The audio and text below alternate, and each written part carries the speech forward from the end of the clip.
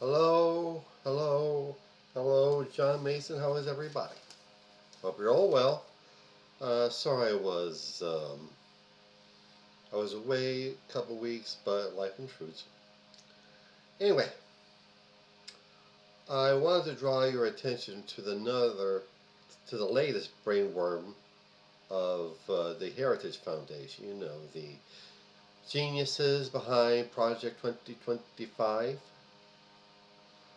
There's an article last week in the Philadelphia Tribune, which came out of the Washington Post.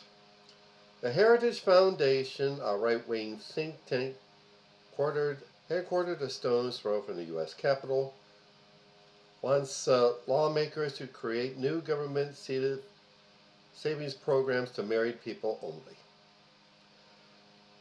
See, instead of spending money on prenatal programs and Head Start, is for have individual accounts to families where the mother stays home and makes more babies. They're calling it the Manhattan Project, compatible to the Manhattan Project. The federal government, let me put it this way, conservatives for the longest time have complained about big government spending and keep the government small, let everything be local, etc. When they were out of power. And now a certain faction of them are in power. And their idea is to pay women to stay home and pump out more babies instead of paying for pre-K and Head Start and all that. This leads to the fret on the further fringes of the right. We don't have enough white babies. This is some sub movement in American Christianity called the Quiverful movement. It's taken off content of the Psalms. The idea is that for women to stay home and instead of having fulfilling careers, be good for nothing but being incubators for pumping out more babies. That's, like I said, that's the fear in the far right. It has been shown that sometime before the year 2025, the 2025 census, uh, the non-white population will have a slight majority population edge over the non-white Hispanic population, meaning it will not be a white country anymore. Not that it ever was. And so they feel they have to do everything they can to buck up the white population. There was this article over NPR radio that of an article in a medical journal in 1860, which complained about the declining births of white babies in this country, and how non-white populations are growing, and so we have to ban abortions.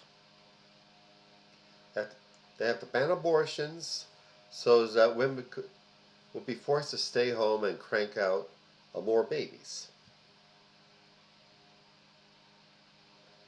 That is the basis of the pro-life movement, so-called. Not because we must save the innocent unborn. They need more white babies. In other words, racism is behind all of this. This drive for the federal government to pay women to stay home and make babies. The the movement among evangelical Christians to make more babies, the whole anti-abortion movement. Some, I'm not saying that all of them are consciously are racist. I'm not saying that. But that was the origin of the movement. And so we have, like I said, we have to connect the dots and do a little bit more digging into our history.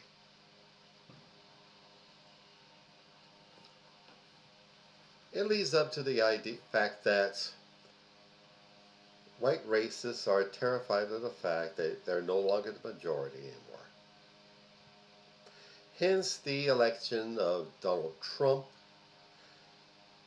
Hence the Trump's mobilization into such big cities as LA and DC, later on Chicago, which have black mayors and mainly black city councils. Black people in charge of their own affairs, running the government. They can't have that. Trump and his cronies can't have that. And trust me, it's going to come to my fair city of Philadelphia. So, let us, cats and kittens, learn the real history, the real backstory of this country.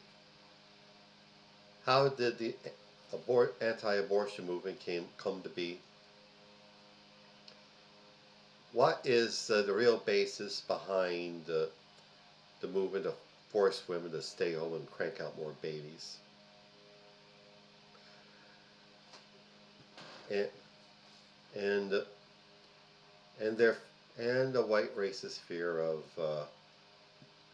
them not having their power, or even the illusion of power. See, that's what racism is about.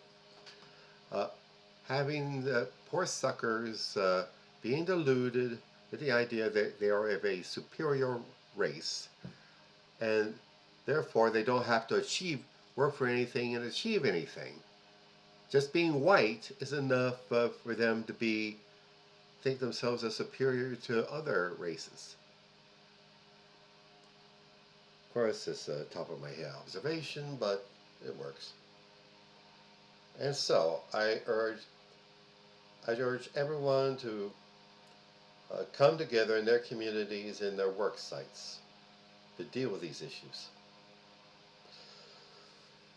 And ICE is coming to a town near you, and it's already there. There's been some ICE activity in Norristown, in Montgomery County, which and there's activists who are monitoring their every move, filming and challenging their activities. We must be ready to do the same. And I urge everyone, the next time it's time to vote, vote. Vote consciously. Vote with the understanding of the issues we're facing. That is what you vote for. Keep that in mind. Keep all these things in mind as you go to the polls. Okay. Alrighty then. That's my rant for now. And now advertisements. All this work I do on my podcast and my videos and my blog and my poetry, my fiction, etc., are work. They're all work. I need to be compensated for my work. As I paid money to put my material on these platforms, and to move it to a higher level, whatever that may be. So, I urge you, get on my website, johnomason.com, and click either the PayPal button or the Buy Me a Coffee button. Let's see what you can give. I would greatly, greatly appreciate it. Thanks. And also, My novel, Soldier of the Cross, is available on Amazon.com. It is the story of David Lucas, who, as a young man in the early 60s, is a drunken, a whore chaser, and a schoolboy. He gets in trouble in the army. He comes out of the army a fanatical, born-again Christian, a militant, manly man for Jesus, just wants to serve Jesus, but how he goes about it leads him into disaster. Please pick it up. Soldier of the Cross on Amazon.com. And also, Hemperific is a lovely little CBD product store located on Snyder Avenue near 15th Street in South Philadelphia. There you'll find some of the finest cannabis-infused products. Gummies and candies and lip balm and flour and hand sanitizer and dog treats. Yeah, dog treats, yeah. Look them up, please. HemperificLLC.com. And also, my beloved career and business coach, Michelle Snow. Michelle is excellent in helping you develop your professional career or small business. Let you know what you're doing right, where you need work, and help you network with other up-and-coming entrepreneurs and professionals. Look her up, please. GrowWithSnow.com. Okay? Alrighty then. That's what we're facing. Those are the people we're dealing with. Those are the people out to destroy our democracy. That's fascism for you. It's not creeping up on you. It's right in our faces. And so, let's band together, educate ourselves, unite when they show their face in our place, and vote. Thanks. Have a good week ahead of you. Bye.